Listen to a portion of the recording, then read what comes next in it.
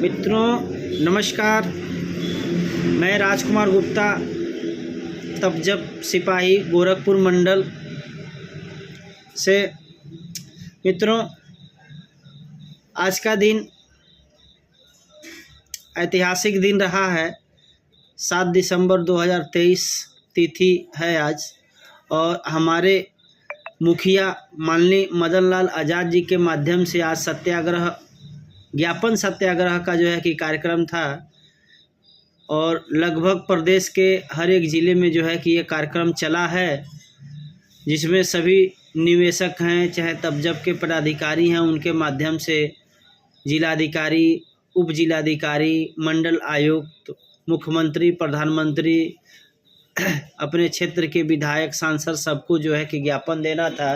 ज्ञापन इस आशय का देना था कि जो भी वर्ष 2019 के तहत तहसीलों में, ज़िलों पे आवेदन फॉर्म जमा किए गए हैं, उसका 180 दिन पूरा होने के बाद भी भुगतान नहीं हो पा रहा है। ये कहीं न कहीं जो है कि वर्ष 2019 कानून का उल्लंघन है, और जो भी कर्मचारी अधिकारी इसमें हीला हवाली करके इसको लटकाए हुए हैं, 180 दिन पूरा होने के बाद भी पेमेंट का प्रोसेस नहीं किए हुए हैं, आम पब्लिक का पैसा नहीं दिला रहे हैं, जो कि चिट फंड कंपनियों में फंसा है।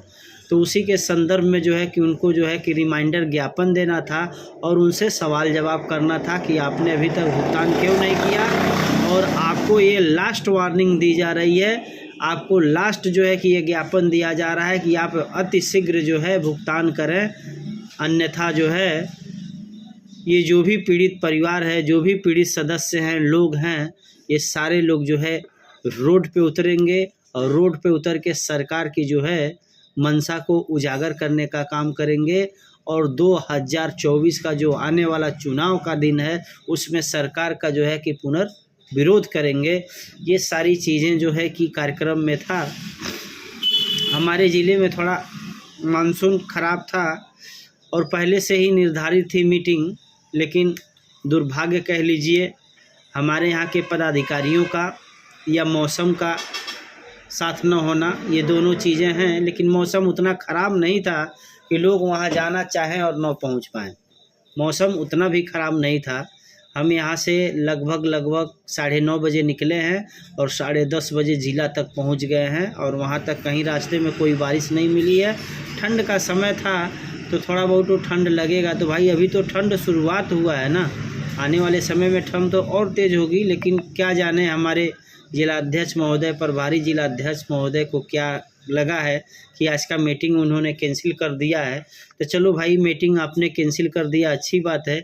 लेकिन ज़िले के संबंधित, कुशीनगर ज़िले की मैं बात कर रहा हूँ, कुशीनगर ज़िले के संबंधित जो पदाधिकारी हैं, उनको एक बात ये जानकारी ज़रूर रखनी चाहिए कि मीटिंग तो आपकी थी, मीटिंग आपने अपने माध्यम से अपने ज़िले की रखी हुई थी, लेकिन मीटिंग के अलावा जो ज्ञापन सत्याग्रह था वो समुचित प्रदेश में, समुचित देश में था, और उसका नियम का भी आप लोगों ने पालन नहीं किया है, जिससे कि कहीं न कहीं जो है कि संगठन को जो है ये रॉन्ग मैसेज जाता है।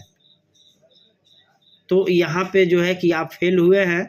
और फेल क्या हुए हैं, कुशीनगर में मैं था ही, तो मैं अकेले गया, कोई था नहीं। मीटिंग तो मैंने देखा व्हाट्सएप पे कैंसिल हो गया है, तो एक बार हाँ, एक बार ना, एक बार हाँ, एक बार ना की कंडीशन में मैंने कहा अब किसी को बोलने की कोई ज़रूरत नहीं है। और मैं गया, डीएम साहब बैठे हुए थे, ज्ञापन ले रहे थे, क्योंकि हमारा जो ज्ञापन था वह डीएम के ही अगेंस्ट था। मैंने जो हेडिंग डाला था वर्ष 2019, जिलाधिकारी सक्षम सहायक अधिकारी का रोल उनका है, तो ज़िले का, तो उन्हीं के द्वारा जो है कि कार्रवाई न करने के संदर्भ में मेरी शिकायत थी। संबोधन में मुख्यमंत्री को था और प्रधानमंत्री को था। तो मैं तो अकेले गया साथियों, जो कि इसके पहले थोड़ा सा एक वीडियो मैंने शॉर्ट में डाला हुआ था जब मैं वहाँ पहुँचा था। तो मैं गया, डीएम साहब से मुलाकात हुई। डीएम साहब को जब मैंने ज्ञापन दिया तो उन्होंने जो है कि पढ़ा उसको, 2-3 बार उसको देखे। देखने के बाद उन्होंने पूछा क्या बात है, मैंने कहा सर उसमें लिख दिया है। 180 दिन पूरे हो गए, अपने तहसीलों में जो है कि आपके आदेशानुसार जो है कि फॉर्म जमा हुआ था, लेकिन अभी तक कोई कार्रवाई नहीं हुई। उन्होंने बोला कि भुगतान जो है हमारे यहाँ से नहीं होगा, कोर्ट से होगा, जो भी कोर्ट निर्धारित होगा उसके माध्यम से होगा। और यही बात लगभग 1-1.5 महीना पहले जो है कि हमारे जो जिला के पदाधिकारी भी मिले थे, तो शायद उनको भी यही बात बोले थे। तो मैंने पहले से ही इस पॉइंट को नोट किया हुआ था। जैसे ही उन्होंने ये बात बोली तो मैंने कहा सर ठीक है, मैं मान रहा हूँ कोर्ट से होगा सर, लेकिन एक चीज़ बताइए, हम लोगों का फार्म तहसील में जमा हुआ है, जिला पे जमा हुआ है, और बर्ड्स एक्ट 2019 का अधिकारी आप ही हैं, सक्षम अधिकारी आप ही हैं। तो आप कह रहे हैं न्यायालय से भुगतान होगा, तो सर न्यायालय में कब भुगतान होगा? जब आप उस आवेदन पे एक्शन लेंगे, जब आप उस आवेदन का जांच पड़ताल करेंगे, जांच पड़ताल करने के बाद में जो है उस कंपनी को नोटिस करना, FIR पंजीकृत करना, ये सारा प्रोसेस जब आप करके देंगे तभी तो वह केस जो है उस कंपनी का जो है कुछ फास्ट ट्रैक बर्ड्स एक्ट वाले कोर्ट में जाएगा। तो आपके माध्यम से अभी तक कंपनियों को नोटिस नहीं किया गया, कंपनी के ऊपर FIR पंजीकृत नहीं किया गया, तो सर ये मामला न्यायालय में कैसे जाएगा? आम पब्लिक अगर जो न्यायालय में ही जाना होता तो सरकार जो है बर्ड्स एक्ट कानून क्यों बनाता? इस तरह से तो बहुत सारे लोग केस करके आज 10 साल, 15 साल, 20 साल से बैठे हुए हैं। यहाँ तक कि हाई कोर्ट, सुप्रीम कोर्ट का आदेश भी लेकर बैठे हुए हैं।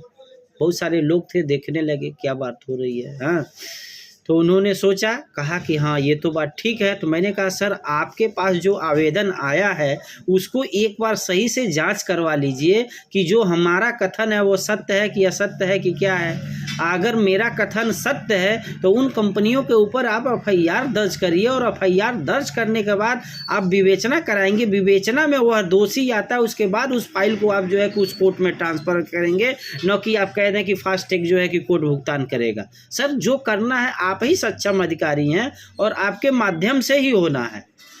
तो ये सारी चर्चाएं हुई, उन्होंने 1-2 बार देखा, उसके बाद कहा ठीक है। हाँ, इसमें उन्होंने कहा कि ठीक है, पता नहीं क्या उस पर लिखे और अपने पास रख लिए। फिर दूसरे आदमी का नंबर आ गया और उन्होंने अपनी बात कही, फिर मैं बाहर निकल आया। तो चूँकि जिलाधिकारी के अगेंस्ट ही वो शिकायत थी, तो मैंने कहा कि जिलाधिकारी को मैंने दे दिया है, उन्होंने भी बात सुनी है। अब क्या पता मुख्यमंत्री और प्रधानमंत्री को फॉरवर्ड करेंगे कि नहीं करेंगे। तो मैं वहाँ से आया, आने के बाद फिर यहाँ से अपने यहाँ के जो डाकघर है, पोस्ट ऑफिस है, वहाँ से 2 पत्रावली उसका लिया ही था एक्स्ट्रा, उसको मैंने जो है एक मुख्यमंत्री के नाम से, एक प्रधानमंत्री महोदय के नाम से, दोनों लोग के नाम से रजिस्ट्री भी कर दिया। तो आज का मेरा कार्यक्रम यही रहा मित्रों।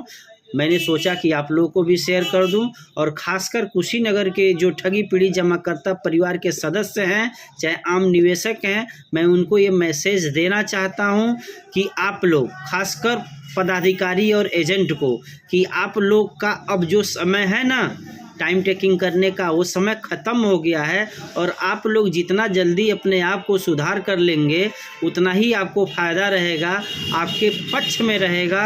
नहीं तो इस तरह से जो है कि गैर जिम्मेदाराना अगर हरकत आप लोग करिएगा तो फिर आपको कोई बचाने वाला नहीं रहेगा, और वो कार्रवाई आपके अगेंस्ट भी हो सकती है। खासकर पदाधिकारी लोगों को मैं कहना चाहूँगा कि आपको बहुत सारे निवेशकों ने अपना अगुआ माना है, यहाँ तक कि आप तब जब संगठन के पदाधिकारी हैं, आपके कंधे पे पूरे ज़िले की जिम्मेदारी बनी हुई है, और आप अपनी जिम्मेदारी को ठंड के वजह से कैंसिल कर देंगे या मानसून ख़राब होने की वजह से इस विशेष कार्यक्रम को कैंसिल कर देंगे, तो कहीं न कहीं जो है ये आपके पद पे, ये आपके जो है कि सहभागिता पे प्रश्न चिन्ह लगाता है। तो मित्रों, मैं यही कहूँगा कि आप पदाधिकारी हैं, अपने पदों का जो है सदुपयोग करिए, न कि दुरुपयोग करिए। ये 7 दिसंबर बार बार आने वाला नहीं है।